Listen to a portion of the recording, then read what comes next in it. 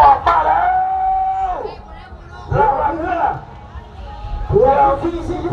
44เราเรือมีสุดทนแล้วว่าเจ้าหวยกาแล็กซี่18จับกระดำอยู่ทางฝั่งเจ้าเอลฟ้ามีใสจากดุงกระดี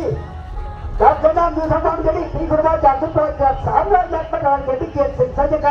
แต่ไหนก็ขอให้บังคับเรือไว้ได้พี่ไอเดอร์ว่านี่สุดทนแล้วว่ากับเอลฟ้ามีใสอยู่ไผ่สิ่งหนึ่งไผ่ที่สองในเพื่อนนี้รอลุ้นมันการหัดเราเล่นกระดียังไม่มีไผ่มีไผ่หัวเพื่อนยังสักเหมือนกัน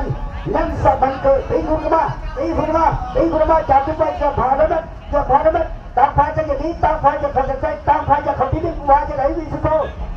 แล้วว่าหวยกาแล็กซี่18จะฟังตีนะบ่จะมาแก้วผ้าดีไซน์มันจะมานี้ตีคุณมาตีคุณมาตีคุณกันขึ้นมาเอาละพี่น้องตีคุณกันว่าอยู่ท่าทางอยู่ทางบังแก้วผ้าดีไซน์อยู่ทางบังทั้งสามจะหนีออกมาแก้วผ้าดีไซน์จับผ้าจะหนีออกมาแล้วแต่ว่าวิกตุโรนาภาเป็นจะไหนถอยแล้วแก้วผ้าดีไซน์อยู่ทางบัง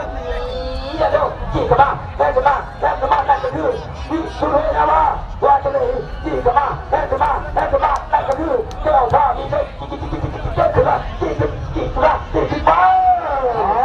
เอาละเว้ยตายก็ต้องชีวิตจะเป็นพ่อแก้วผ้าดีไซน์ดูกันดีดูทางบังหนีได้แล้วที่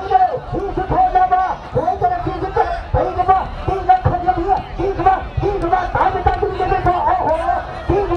ว่าคนละเรือกันแล้วเอาเรือพี่น้องตีที่กันว่านั่นก็คือที่สุดโทษนะว่าแก้วผ้าดีไซน์ที่สุดโทษนะว่าแก้วผ้าดีไซน์แก้วเรียบร้อยเท่าได้ที่แห้งบ่ไม่แห้งแล้ว